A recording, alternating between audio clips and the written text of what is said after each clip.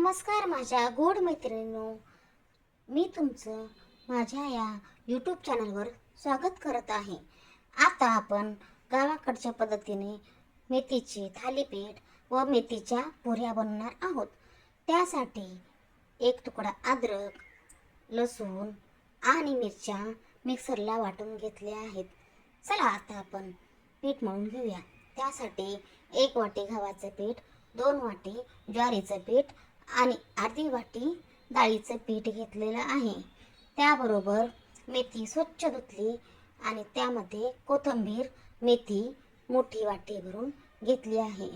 आता त्या पिठामध्ये आपण वाटलेला ठेचा टाकून घेऊन ते मिश्रण आपण फूड प्रोसेसरमध्ये टाकून घेऊया आणि त्यामध्ये मीठ, धने, जिरे आणि ओवा टाकून वाटून घेतलेले आहे।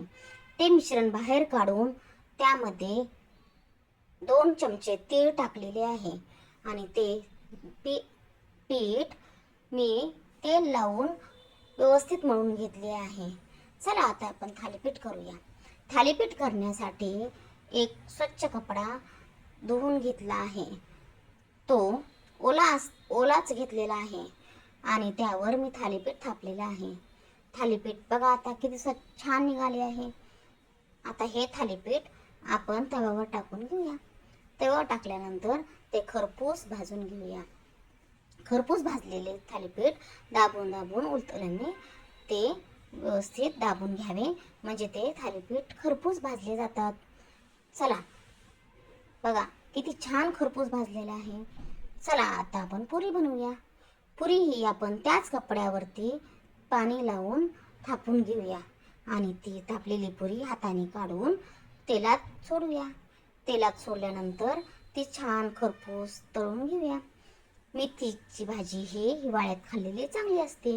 मेथीची भाजी फूड प्रोसेसरमध्ये बारीक केल्यामुळे ह्याला थालीपीठाला हिरवा कलर छान येतो आणि मेथी ही कडूही लागत नाही। त्यामुळे आपण मेथीची भाजी फूड प्रोसेसरमध्ये वाटून घ्यायची। फूड प्रोसेसर नसेल तर मिक्सरला वाटून घ्यायची। चला आता आपण हे वाढून घेऊया आणि छान मस्तपैकी त्याच्यावरती ताव मारूया। चला माझा हा व्हिडिओ तुम्हाला थोडाही आवडला असेल तर त्यासाठी लाईक, शेअर आणि सबस्क्राईब करा। बाय।